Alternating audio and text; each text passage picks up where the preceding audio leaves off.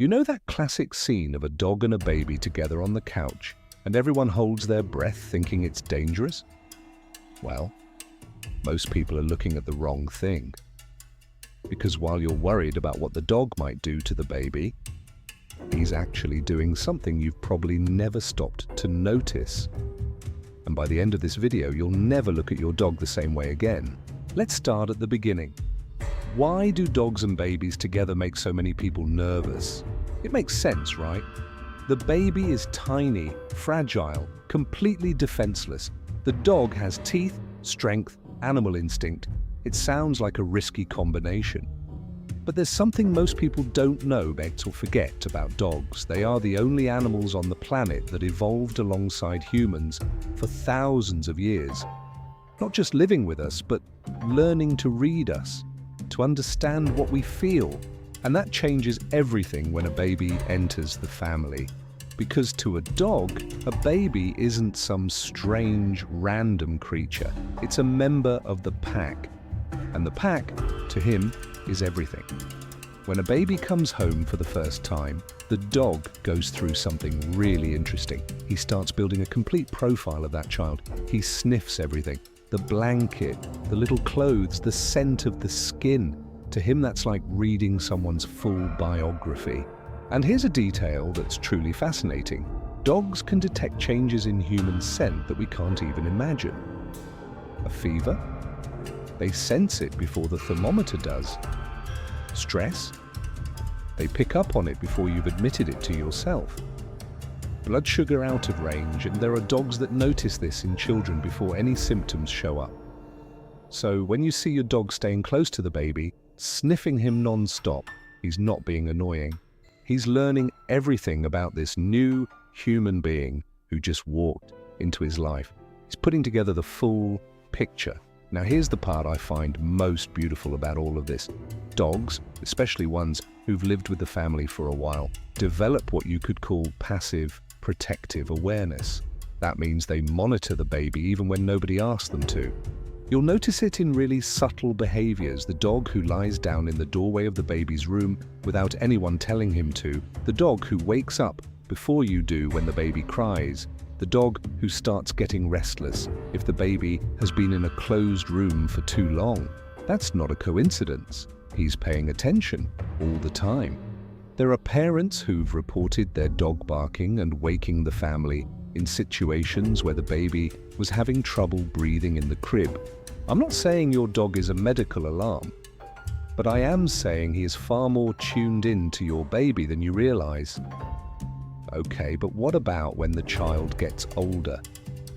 Because a baby is one thing, but a 2 or 3-year-old who's running around, screaming, pulling tails, and poking the dog in the eye, that's a completely different story.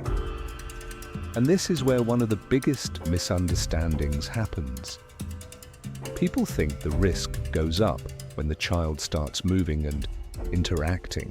But what actually happens is the dynamic shifts, and you need to understand that shift.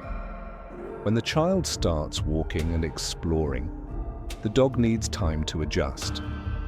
He was used to this little being who stayed quietly in someone's arms. Suddenly, that same being is running through the house, making loud noises, coming at him fast from the side. To a dog, a fast approach from the side reads as a threat. It's instinct. It's not aggression. That's why most biting incidents involving children happen with kids between 1 and 4 years old, and rarely with newborns. Not because the dog became more dangerous, but because the child started interacting in ways the dog didn't know how to process yet. So what can you actually do? A few simple things that change everything. First, never leave a young child alone with a dog, no matter how much you trust him.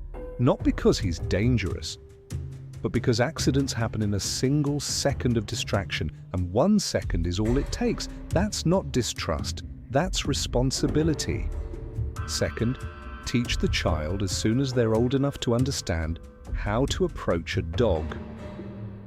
Slowly from the front, letting him sniff their hand first. That's the dog's language, and when a child learns that, the whole relationship shifts. And third, this one gets overlooked a lot. Learn to respect the dog's signals. Dogs don't bite out of nowhere. There's always a warning before. He turns his head away, lowers his ears, stiffens his body, lets out a low growl. If you learn to read those signs, you can step in long before anything goes wrong. But let's end on something more beautiful, because I don't want you walking away from this feeling scared. Because the other side of this story is what happens when the relationship between a dog and a child is built with care. Kids who grow up with dogs develop something that's really hard to replicate any other way. They learn from a very young age to read others, to notice when someone doesn't want to be touched, to understand that living beings have limits. That goes way beyond the relationship with animals. It shapes who they become.